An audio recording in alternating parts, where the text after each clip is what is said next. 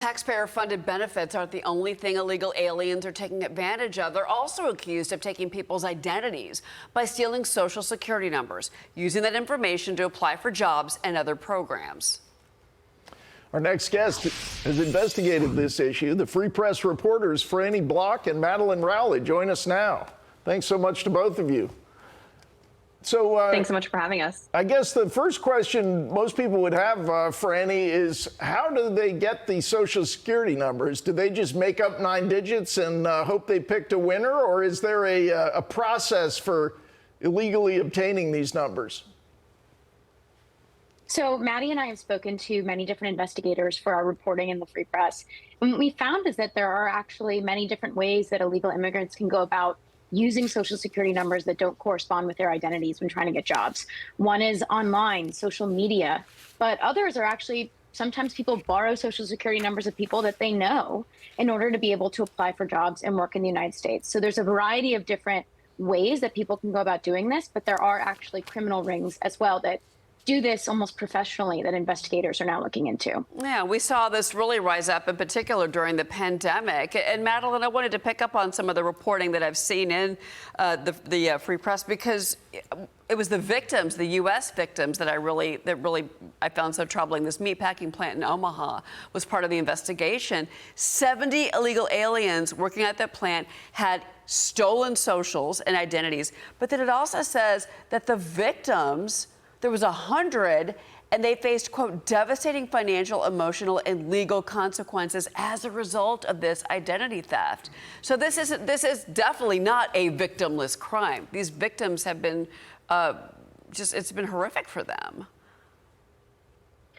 Definitely not. And the latest numbers on this, it's estimated that over 1 million people a year have their Social Security numbers stolen, and often they don't know it until they are applying for benefits, or they get a note in the mail from the IRS saying that they're getting a refund that they maybe didn't know about, or they see that there are several different paychecks and payroll systems for jobs that they aren't even working.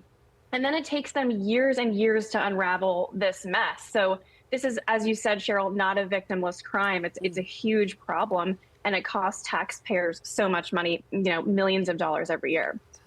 Okay, Frannie, I'm wondering, though, is sometimes does the taxpayer win, where you have, not that we're endorsing fraud, but if you have a situation where someone is using a fake number, they're paying the FICA taxes, they're paying payroll taxes, I guess they're accruing benefits for somebody else perhaps, but they don't end up collecting. Isn't it possibly a win for the taxpayer, or do they typically end up collecting and defrauding the government? So it's a great question. I actually spoke to one individual who's quoted in our story, who told me that about 10 years ago, he lost his wallet in Mexico, and his Social Security number has now been used by at least 6 different people that he's been able to kind of search and track down. And for some time, he actually said he was getting a benefit from it. One of the people actually took out a loan using his Social Security number, and he paid the loan back really quickly, and his credit score went up. And he said, well, he's kind of like laughing about it, saying, well, at the very least, I had that small benefit. But then this year, the same guy, he went to go get his tax return, and now he's being told by the IRS that it's going to take months and months and months for him to get that $2,800 return back, because there are all these issues now with his identity that have been flagged. Madeleine, so yeah, you might see these small benefits, but no worries. Well, we're almost out of time, but Madeleine, really quick, just because I want to pick up on something that you said earlier, what can these companies do?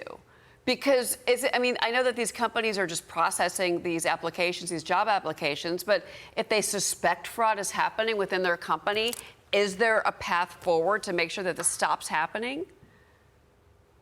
Yes, well, it's really twofold, Cheryl. The employers can use the E-Verify system through the government. And then there's also a separate system that they can use together with E-Verify called the Social Security Number Verification System. And if they use these two systems at once, it would help catch a lot of this fraud.